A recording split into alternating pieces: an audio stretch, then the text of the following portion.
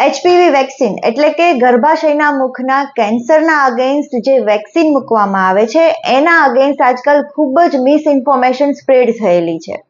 એના લીધે ઘણા પેરેન્ટ્સના મનમાં ડર બેસી ગયો છે કે શું ખરેખર આ વેક્સિન અપાવવી જોઈએ કે ના અપાવવી જોઈએ.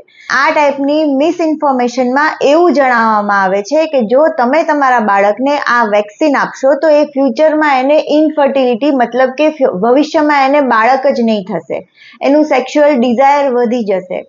આ એક ગવર્મેન્ટનો જ પ્લાન છે ફ્યુચરમાં પોપ્યુલેશન ઓછું કરવાનો, અને આ સિવાય એચપીવી વેક્સિન લેવાનો કોઈ મતલબ જ નથી કેમ કે આપણી બોડી નેચરલી એચપીવી વાયરસના અગેન્સ્ટ ઇમ્યુનિટી ડેવલપ કરે છે. સો પેરેન્ટ્સ, એચપીવી વેક્સિન એ કમ્પ્લીટલી સેફ છે. આપણા ગવર્મેન્ટે ચાલુ કરેલું આ એક ખૂબ જ સારું ઇનિશિયેટિવ છે. ઓસ્ટ્રેલિયા જેવા દેશે તો એ ટાઈપનો ટાર્ગેટ સેટ કરી દીધો છે કે 2035 સુધીમાં સર્વાઇકલ કેન્સરને કમ્પ્લીટલી નાબૂદ કરી દેવામાં આવે. હવે ઇન્ડિયામાં બ્રેસ્ટ કેન્સર પછી સર્વાઇકલ કેન્સર એ સેકન્ડ મોસ્ટ કોમન કેન્સર છે.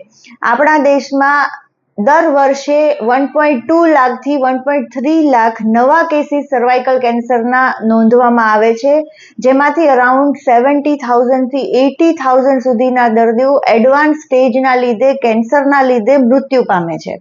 હવે આ કેન્સર એડવાન્સ સ્ટેજમાં ડાયગ્નોઝ થવાનું મેઇન રીઝન એ છે કે આપણે પેપ સ્મિયર જેવી સ્ક્રીનિંગ ટેસ્ટ નથી કરાવતા, આપણે ક્યારે રેગ્યુલર ફોલોઅપ નથી લેતા, અને જો આવી કોઈ વેક્સિન અવેલેબલ હોય તો આપણે એના અગેન્સ્ટ મિસઇન્ફોર્મેશન સ્પ્રેડ કરીને લોકોના મનમાં ડર બેસાડી દઈએ છીએ.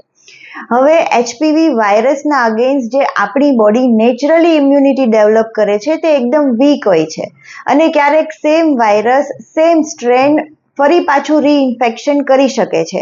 અને જો આ વેક્સિનના લઈને પછી આપણી બોડી જ્યારે ઇમ્યુનિટી ડેવલપ કરે છે તે એકદમ સ્ટ્રોંગ હોય છે અને તે વાયરસના એટેકને ન્યુટ્રલાઇઝ કરી શકે છે. સો પેરેન્ટ્સ, એચપીવી વેક્સિન એકદમ સેફ છે. એનાથી તમારા બાળકમાં ઇનફર્ટિલિટી કે સેક્સ્યુઅલ ડિઝાયર વધતું નથી. આ દુનિયાની એકમાત્ર એવી વેક્સિન છે કે જે કેન્સરના અગેન્સ્ટ કામ કરે છે.